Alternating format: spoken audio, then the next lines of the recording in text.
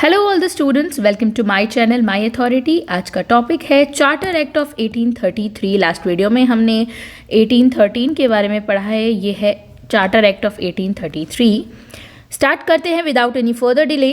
The charter act of 1833 also called the government of India act, Bharat शासन अधिनियम 1833 के नाम से भी इसे जाना जाता है। इसका नाम है ये was a significant milestone in British rule over India, जिसके अंदर ये एक बहुत इंपॉर्टेंट माइलस्टोन है। ब्रिटिश रूल हुआ था इंडिया के अंदर, बताता है उसको। It was passed by the British parliament, British जो संसद थी उससे पार्लियामेंट से पास्ड हुआ to renew the charter of East India company.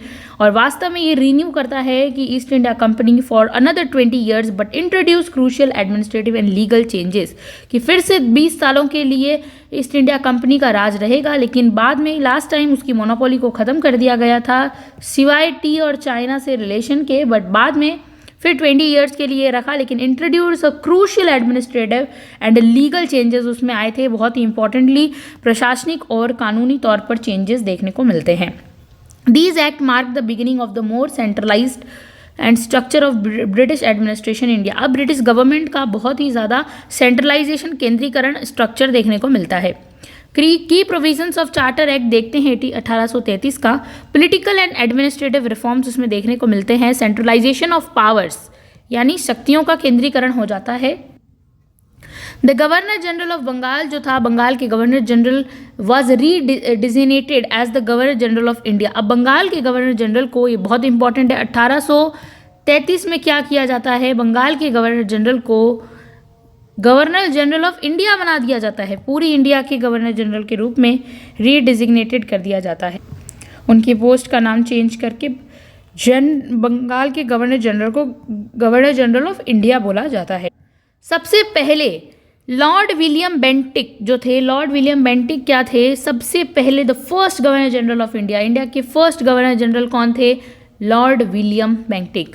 These made governor general and his council the soul authority. ये जो है गवर्नर जनरल को और उनकी काउंसिल को सोल अथॉरिटी, यानी कि ओनली एंड ओनली अथॉरिटी बनाता है ब्रिटिश इंडिया के अंदर की। यही सबसे ज़्यादा इंपॉर्टेंट है, सोल अथॉरिटी है। एंडिंग द एडमिनिस्ट्रेटिव ऑटोनॉमी, और इसी के साथ एडमिनिस्ट्रेटिव ऑटोनॉमी यानी प्रशासनिक स्वायत्ता को कम करता है मद्रास और बॉम्बे की, क्योंकि वो तो हमेशा से ख़त्म नहीं थी और इस बार भी पूरी तरीके से ख़त्म कर देता है।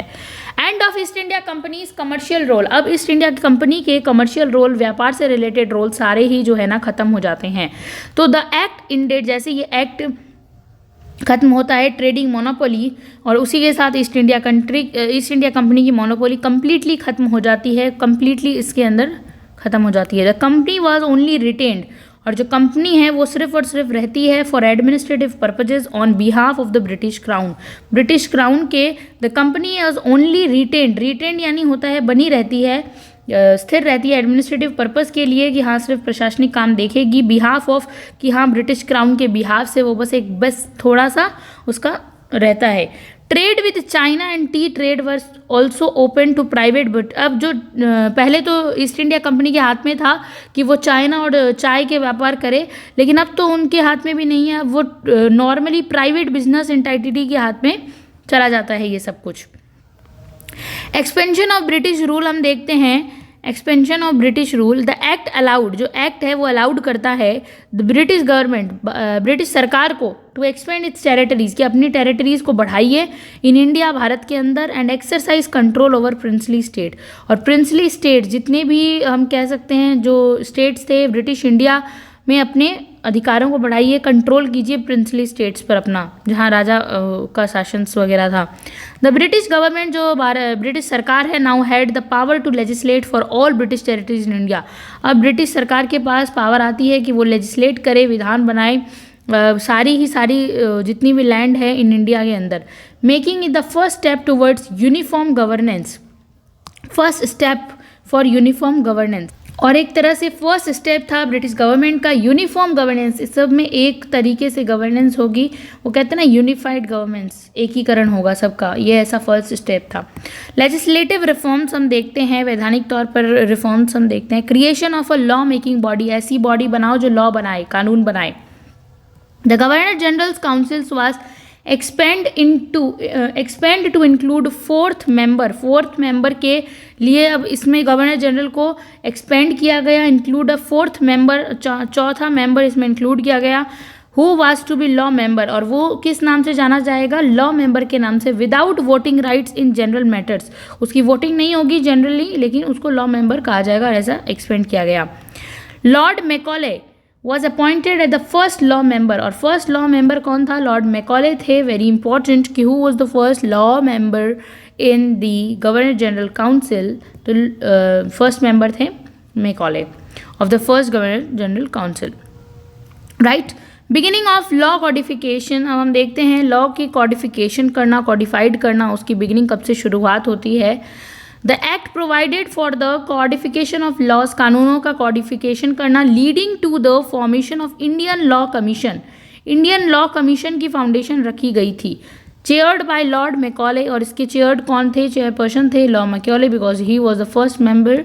लॉ कमीशन की, इंडियन लॉ कमीशन की नींव रखी गई थी। Okay, this was the first step towards modernising and unifying, माने आधुनिकरण और यूनिफाइंग यानी एकीकरण की ओर इंडियन लीगल सिस्टम के लिए पहला कदम रखा गया था। इंडियन लीगल सिस्टम यानी भारतीय कानून जो संस्था है उसका, leading to the drafting of the Indian penal code, IPC, Indian penal code इसके साथ स्टार्ट हुआ था, वेरी इंपॉर्टेंट। अब तो इंडियन पिनल कोड को हटाकर भारतीय न्याय संहिता कर दिया गया है, BNS कर दिया गया है, right.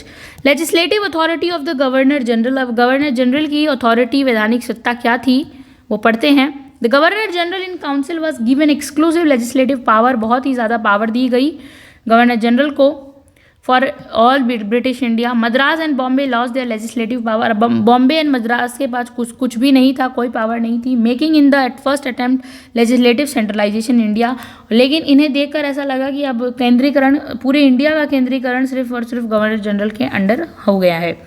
Social and human provisions देखते हैं। Open a competitive civil services, अब सिविल सेवाओं का कॉम्पिटिशन स्टार्ट हुआ, बट नॉट इम्प्लीमेंटेड, लेकिन इम्प्लीमेंट नहीं हो पाया, सिर्फ ओपन हुआ था। The act was attempted to introduce open competition, होना चाहिए खुले तौर पर कॉम्पिटिशन हो, एग्जाम हो for the Indian civil services, India भारतीय सिविल सेवा के लिए, अलाउइंग इंडियंस टू पार्टिसिपेट, कि भाई आप भारतीयों को भारत में करवा रहे हो कंडक्ट, और भारतीयों को कम से कम पार्टिसिपेट होने का तो अधिकार प्रदान करना चाहिए। However this provision was not implemented, ऐसा प्रोविजन है जो इम्प्लीमेंटेड नहीं हो पाया due to the opposition from the court, क्योंकि कोर्ट से अपोजिशन मिला, of directors of the East India Company के कोर्ट ऑफ डायरेक्टर्स को अपोजिशन मिला, इसीलिए ये प्रोविज़न इम्प्लीमेंट नहीं हो पाया, इसका अपोज किया था। Later it was officially introduced, Macaulay report 1854 में, बाद में ये जाकर ऑफिशियली इंट्रोड्यूस्ड होता है मैकॉले रिपोर्ट, ये बहुत इंपॉर्टेंट डेट है, हमें याद रखनी है। मैकॉले रिपोर्ट कब आई थी, 1854 में। Okay, now emphasise on racial equality and government jobs, अब गवर्नमेंट जॉब, सरकारी नौकरी और रेशियल इक्वेलिटी होनी चाहिए, किसी को भी किसी के अकॉर्डिंग टू जात प्रथा जैसे भी करके कोई भी तरीके की पार्शलिटी फेस ना करनी पड़े, इस पे जोर दिया गया। The act stated that no Indian should be denied, कोई भी इंडियन जो है डिनाइड नहीं किया जाएगा, नकारा नहीं जाएगा, गवर्नमेंट जॉब, सरकारी सेवाओं से वंचित नहीं रखा जाएगा, बेस्ड ऑन रिलीजन, धर्म, बर्थ यानी जन्म, डिस्टेंट और कलर, अपने किसी भी तरीके के जात पात के हिसाब से। This was first step toward inclusivity, की सबको एक साथ लेकर आइए, इंक्लूसिव कीजिए, मिलाइए। ब्रिटिश एडमिनिस्ट्रेशन, जो ब्रिटिश प्रशासन है, although in practice discrimination continued, लेकिन फिर भी जो है डिस्क्रिमिनेशन देखने को मिलता था।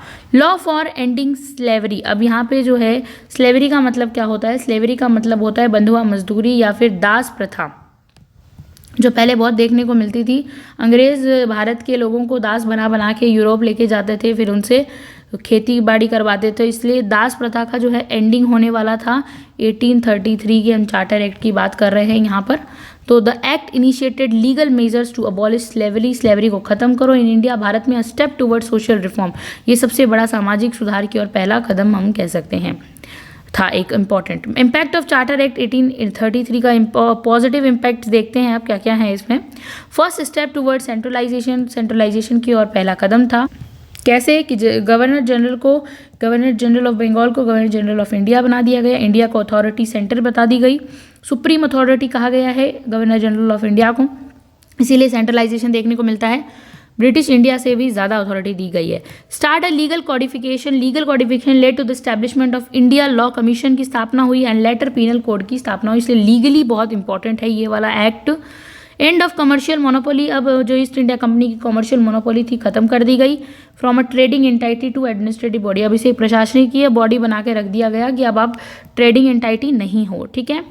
Now foundation for civil service reform, अब फाउंडेशन रखी गई सिविल सर्विस रिफॉर्म की। Laid the ground work for the introduction to open competitions in Indian civil services. अब एक ये लेड द ग्राउंड वर्क को इंपॉर्टेंटली जो है सिविल सर्विसेज में रिफॉर्म आए, सिविल सेवाओं के रिफॉर्म आए। नेगेटिव इम्पैक्ट क्या देखने को मिलते हैं इसके? Failure to implement open competition की बात की गई थी, लेकिन सिविल सर्विसेज में ओपन कॉम्पिटिशन नहीं हो पाया। बाद में Indians were still largely excluded from government job, फिर भी इंडियंस जो थे, भारतीय थे, उन्हें सिविल सर्विस सेवा से वंचित रखा गया।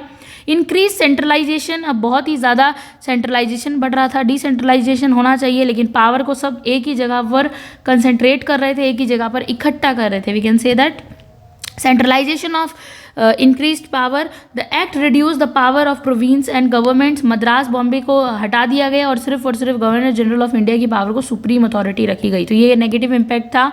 Did not grant full political representation, पूर्ण रूप से राजनीतिक जो हम कह सकते हैं प्रतिनिधित्व प्रदान नहीं किया। Through it hinted at racial equality, यहाँ पर रेशियल इक्वालिटी की तरफ हम देख सकते हैं। Indian were still under British control, जो भारतीय थे वो आज भी उसी समय भी ब्रिटिश कंट्रोल के अंडर थे, with no real political power, क्योंकि उनके पास वास्तविक तौर पर कोई भी राजनीतिक शक्ति नहीं थी। तो कंक्लूजन देखते हैं इस एक्ट का।